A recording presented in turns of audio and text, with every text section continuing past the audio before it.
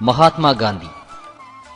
അഹിംസയാണെന്റെ മതം, സത്യമാണെന്റെ സമരായുധം, എന്റെ ജീവിതമാണെന്റെ സന്ദേശം എന്ന് ഉദ്ഘോഷിച്ച മഹാൻ 1869 ഒക്ടോബർ 2 ഗുജറാത്തിലെ പോർബന്തറിൽ കരംചന്ദിന്റെയും പുത്ലീഭായിയുടെയും മകനായി ജനിച്ചു. 1883 ഗാന്ധിജി കസ്തൂർബയെ വിവാഹം കഴിച്ചു. ഇംഗ്ലണ്ടിലെ നിയമപഠനത്തിനു ശേഷം ഇന്ത്യയിൽ അഭിഭാഷകനായി ഗാന്ധിജി പ്രാക്ടീസ് ചെയ്തത് ബോംബെയിലും രാജ്കോട്ടിലുമായിരുന്നു. 1894 ദക്ഷിണാഫ്രിക്കയിൽ വെച്ച് നേറ്റാൾ ഇന്ത്യൻ കോൺഗ്രസ് എന്ന സംഘടന രൂപീകരിച്ചു.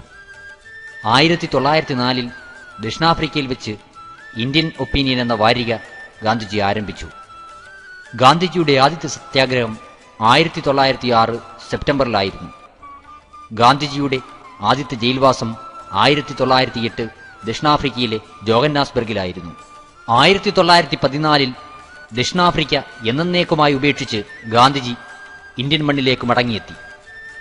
1917 സബർമതിയുടെ തീരത്ത് സത്യാഗ്രഹ ആശ്രമം തുടങ്ങി. 1918 റൗളത്ത് ബില്ലിനെതിരെ പ്രതിഷേധിക്കാൻ ആദ്യമായി ദേശവ്യാപകമായ ഹർത്താൽ നടത്തി. 1920 നിസ്സഹകരണ പ്രസ്ഥാനം വിജയകരമായി തുടങ്ങി. 1922 യങ് ഇന്ത്യയിൽ പ്രസിദ്ധീകരിച്ച ഒരു ലേഖനത്തിന്റെ പേരിൽ യർവാദ ജയിലിൽ 6 കൊല്ലം ജയിൽ ശിക്ഷ വിധിച്ചു. 1930 മാർച്ച് 12 ഉപ്പു സത്യാഗ്രഹത്തോടനുബന്ധിച്ച് ചരിത്രപ്രസിദ്ധമായ ദണ്ഡി യാത്ര. 1931 ആഗസ്റ്റ് 2ാം വട്ടമേശ സമ്മേളനം ലണ്ടനിൽ വെച്ച് ഗാന്ധിജിയും പങ്കെടുക്കുന്നു. 1942 കോൺഗ്രസ് ക്വിറ്റ് ഇന്ത്യ പ്രമേയം പാസാക്കുന്നു. ഗാന്ധിജിയുടെ നേതൃത്വത്തിൽ ദേശവ്യാപകമായ സത്യാഗ്രഹം.